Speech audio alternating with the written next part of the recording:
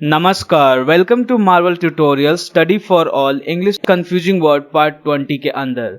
इस confusing word के series में हम हमेशा दो वर्ड को कंपैरिजन करते हैं कि आखिर उन दोनों में क्या अंतर है। एक जैसे दिखने में होते हैं लेकिन मतलब बिल्कुल अलग होता है। जैसे कि एक वर्ड है डिफरेंस और एक वर्ड है डिफरेंट। डिफरेंस दोनों ही एक जैसा है लेकिन स्पेलिंग देखो DEFERENCE है और DIFFERENCE है। तो इसमें क्या अंतर है? दोनों में पढ़ने में तो एक जैसे हैं लेकिन जो इनका सेंस है बिल्कुल डिफरेंट है। ये मैं करवा चुका हूं, आप ये पीछे वाले लेक्चर में जाकर देख सकते हैं। आज हम क्या करने वाले हैं, चलिए शुरू करते हैं लेक्चर को। और चैनल को सब्सक्राइब कर लीजिए अगर आपको ये लेक्चर पसंद आता है। दूसरों के साथ शेयर कीजिए, इससे क्या होगा आपके साथ साथ दूसरों के पास भी ये नॉलेज पहुंचेगी और वो लोग भी सीख पाएंगे। पहला है जीलस वर्सेस जीलस। ये एक है जेलस। आपने अक्सर पढ़ा होगा जेलसी वाला जो वर्ड आपने पढ़ा होगा कि तू मेरे से जलता है, ठीक है, उसी का इंग्लिश क्या है, जेलस। और एक है जीलस। क्या अंतर है आइए देखते हैं। जेलस जो होता है इसका मतलब होता है ईर्ष्यालु या द्वेषी। Feeling or showing an envious resentment of someone or their achievements, possessions or perceived advantages। सीधी सी बात है, अगर कोई सक्सेस होता है या फिर कुछ अचीव कर लेता है, कुछ उसके पास पोजीशन है, उसके पास कुछ है, उसको देखकर आपको अच्छा नहीं लगता है, तो आपको लगता है कि मेरे पास भी ये होना चाहिए, उसके पास क्यों है, ठीक है, तो इसको हम बोलते हैं जलन। तो इसका इंग्लिश क्या वर्ड है, जेलस। वहीं पे अगर मैं जीलस की बात करूं तो इसका क्या मतलब होता है, उमंगपूर्ण, सरगर्म, हैविंग और शोइंग जील। कहने का मतलब है कि जो हमेशा खुश रहता है, बिल्कुल ही मतलब हमेशा पॉजिटिविटी वाली फीलिंग देता है, कुछ भी करने के लिए हम मन से वो करता है, तो वो जीलस होता है। सेंटेंस में देखो किस तरीके से यूज करेंगे। किसी की सफलता से ईर्ष्या नहीं करनी चाहिए। अगर मान लो कोई सक्सेस हो रहा है तो उसे जलना नहीं चाहिए, उसे सीख लेनी चाहिए कि आखिर उसने किया क्या है। सक्सेस तो आप भी होना चाहते हैं, तो आप उसे जलो नहीं, अब उसे सीखो कि आखिर उसने क्या किया है। तो इसका ट्रांसलेशन क्या हो जाएगा, one must not be jealous of one's success. वहीं पे अगर मैं जीलस की बात करूं तो आप सेंटेंस देखो, हमारे आश्रम के लिए कुछ उत्साही व्यक्तियों ने इस भवन का निर्माण किया है। Some of the zealous persons have constructed this building for our ashram. So यहाँ पे किस आदमियों ने इस आश्रम को बनाया है, जो है जीलस। तो यहाँ पे ध्यान रखना कि देखो एक जैसा ही है, JEALOUS है और यहाँ पे बस J के जगह पे Z है और ये जल्दी जल्दी में आपको पता नहीं चलेगा। तो आई होप कि आप इसको समझ गए होंगे कि क्या मतलब होता है जेलस का और क्या मतलब होता है जीलस का। नेक्स्ट देखो जुडिशियल एंड जुडिशियस। आप जब भी पढ़ते होंगे जुडिशियल या जुडिशियस, इसमें आप यही सोचते होंगे दोनों अदालत से रिलेटेड है। ऐसा नहीं है, आइए देखते हैं। जुडिशियल का मतलब होता है अदालती, कोर्ट कचहरी वगैरह से रिलेटेड। इंग्लिश में इसका मतलब होता है of, by or appropriate to a law court or जज relating to the administration of justice. वहीं पे अगर मैं जुडिशियस की बात करूं तो ये अदालत से रिलेटेड नहीं है, एक इंसान के कैरेक्टर से रिलेटेड है, ज्ञानी या बुद्धिमत्ता पूर्ण का सेंस देता है। हैविंग, शोइंग और डन विद गुड जजमेंट और सेंस। सेंटेंस देखो, वास्तव में और सही मायने में यह आपके लिए एकमात्र निर्णायक पाठ्यक्रम था। ये निर्णायक के जगह पे आप अदालती भी कर सकते हैं, ठीक है, मतलब अदालत से रिलेटेड जो है कुछ कोर्स होगा, उससे ये बात हो रही है। So really and truly it was the only judicious course left for you. So यहाँ पे ये मैंने जानबूझ के जुडिशियस दिया हुआ है, क्या आपने इसको कैच किया? यहाँ पे जुडिशियस नहीं, यहाँ पे क्या होगा, जुडिशियल होगा। ध्यान रखना आप, यहाँ पे मैं जुडिशियस कोर्स की बात नहीं कर रहा हूँ, ज्ञान का कोर्स नहीं, अदालत का कोर्स, इसीलिए जुडिशियल कोर्स यहाँ पे होगा, ना कि जुडिशियस। अब नेक्स्ट देखो, वकीलों के पास एक न्यायिक दिमाग होना चाहिए। न्यायिक या फिर दिमाग, ज्ञानी कह लो या फिर बुद्धिमत्ता पूर्ण कह लो, बुद्धिमान कर लो, इस तरीके का उनका दिमाग होना चाहिए। वकीलों का दिमाग होगा तभी तो ढंग से वहां पे कर पाएंगे। So lawyers must have a judicial mind या जुडिशियस माइंड। यहाँ पे क्या होगा, जुडिशियस माइंड। और एरर इसी तरीके से बनता है, जल्दी जल्दी में आप क्या सोच रहे हो कि सही तो है, लेकिन ये सही नहीं है। यहाँ पे जुडिशियस यूज होगा और यहाँ पे जुडिशियल यूज होगा, इस चीज का आपको ध्यान रखना है। नेक्स्ट वर्ड है लेटर और एक है लेटर। क्या दोनों में अंतर है, आइए देखते हैं।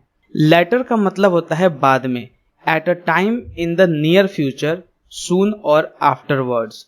वहीं पे अगर लेटर की बात करें तो ये पिछला का सेंस देगा, जैसे occurring or situated nearer to end of something, इस पे जोर देना आप, end of something then to the beginning.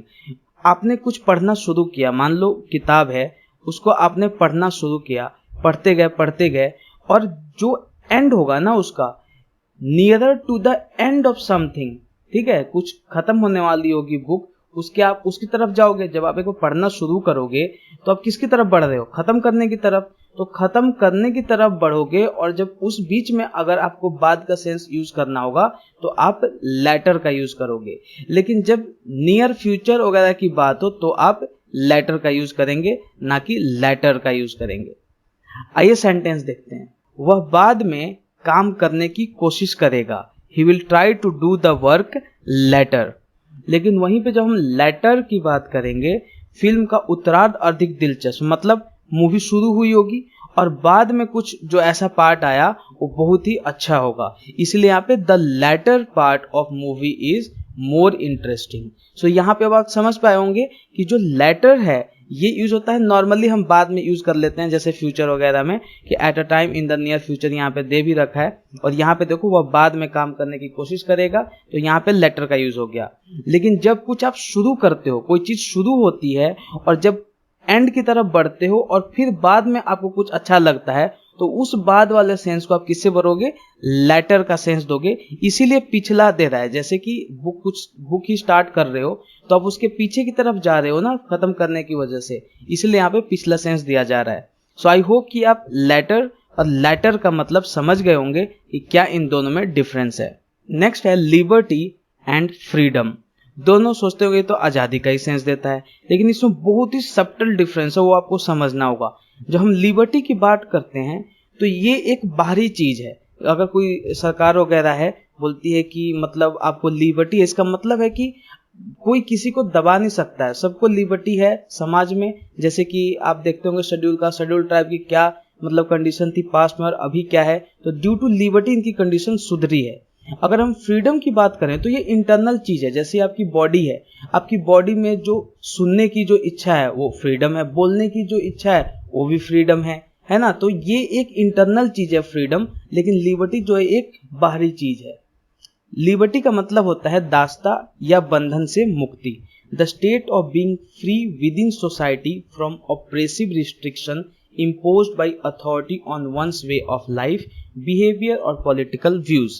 जैसा कि मैं आपको बताया कि लिबर्टी का यही मतलब होता है कि समाज में जो भी आपको दबे हुए लोग हैं उनको उठाने के लिए सब एक दूसरे के लिए इक्वल हैं, उस चीज के लिए जो आज़ादी है वो लिबर्टी है। लेकिन जब हम फ्रीडम की बात करेंगे तो पूरी स्वतंत्रता है, जैसे कि इंटरनल चीज है, बोलने की आज़ादी, सोचने की आज़ादी, ये सब फ्रीडम में आता है। सभी राजनीतिक कैदियों को स्वतंत्रता पर जल्द ही स्थापित किया जाएगा।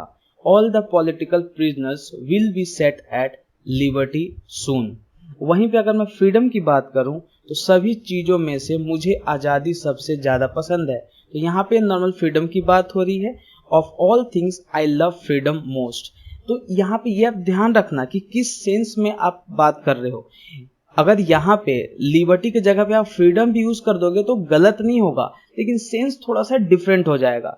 उस फ्रीडम में बात हो जाएगी कि हाँ इंटरनली पूरा उनको दिया जा रहा है। अब कोई जेल में कोई बंदा है, उसको इतनी आज़ादी दे दोगे कि बोले कुछ भी मतलब डिसीजन ले पाए, इतना फ्रीडम अगर दे देते हो आप तो वो कुछ भी कर सकता है वहाँ पे, वैसे हम उसको नहीं दे सकते हैं।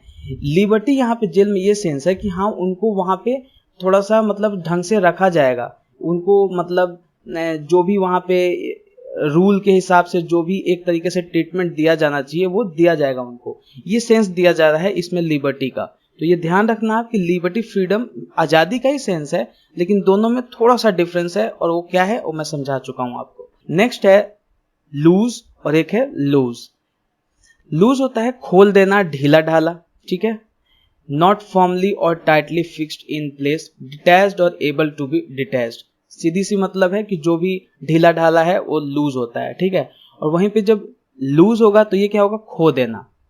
LOAC जब होगा खो देना, और जब LOOC होगा तो लूज, जो आप ढीला ढाला बोलते हो। बी डिप्राइव्ड ऑफ और सीज, टू हैव और रिटेन। ये सीज से मुझे एक याद आया कि SIEZE होता है एक, और एक होता है CEAAC। दोनों में क्या डिफरेंस है ये आप मुझे कमेंट में बताओगे। सेंटेंस देखो यहाँ पे, किसी अजनबी की नजर में अपने कुत्ते को ढीला मत करो। Don't lose your dog at the site of stranger. मतलब जब डॉग वगैरह को आप लेकर जाते हो कहीं घूमने के लिए, तो अब उसको ढीला नहीं छोड़ना है, अदरवाइज हो सकता है कि उसको काट ले। यहाँ पे वही सेंस दिया जा रहा है, don't lose your dog at the site of stranger. और वहीं पे अगर लूज का बात करेंगे तो यहाँ पे क्या है, आपकी इस आदत से आपके सारे पैसे खत्म हो जाएंगे।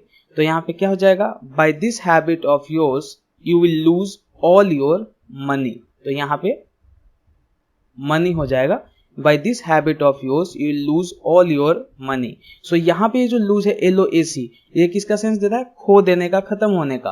लेकिन LOOC जो है किसका सेंस दे रहा है, ढीला होने का। इस चीज का आपको ध्यान रखना है।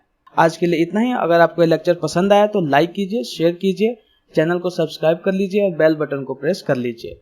इससे आप अपडेट रह पाओगे और टाइम टू टाइम नोटिफिकेशन मिलती रहेगी। धन्यवाद।